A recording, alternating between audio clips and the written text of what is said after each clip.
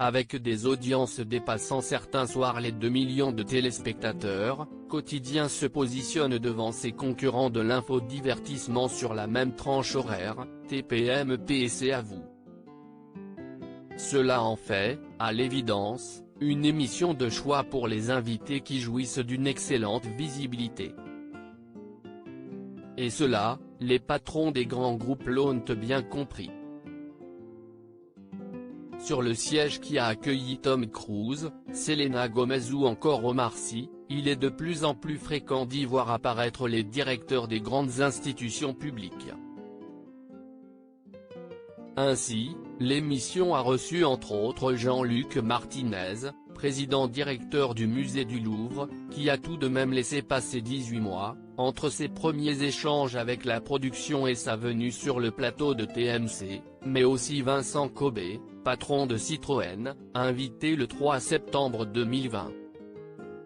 Plus récemment, CIST Jean-Bernard Lévy, le président d'EDF, qui venait parler énergie et consommation des Français dans l'émission. Aux États-Unis, où j'ai passé des années, il n'est pas rare de voir un patron à ABC News ou Good Morning America, confiait Stéphane Cesareo, le directeur com de Citroën, à Challenge. Tous les patrons sont-ils pour autant les bienvenus chez Quotidien? Il semblerait que certains n'aient pas le profil pour. CIST notamment le cas du patron d'Amazon France, Frédéric Duval, qui s'est vu et conduit par la production. Le patron faisait sa tournée, il voulait nous utiliser pour parler de la création de 3000 CDI, explique Laurent Bon, producteur chez Quotidien, à Challenge. Une venue difficilement envisageable selon lui, en raison du manque d'attachement des Français à cette entreprise, qui reste le critère déterminant.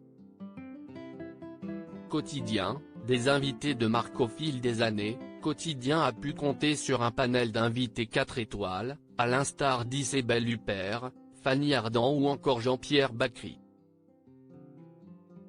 Et si les stars internationales font elles aussi le détour sur le plateau de TMC, comme Will Smith, Penelope Cruz ou encore Hugh Jackman, l'émission enrichit également son contenu avec la venue d'experts, moins connus du grand public, qui informent avec pertinence et pédagogie.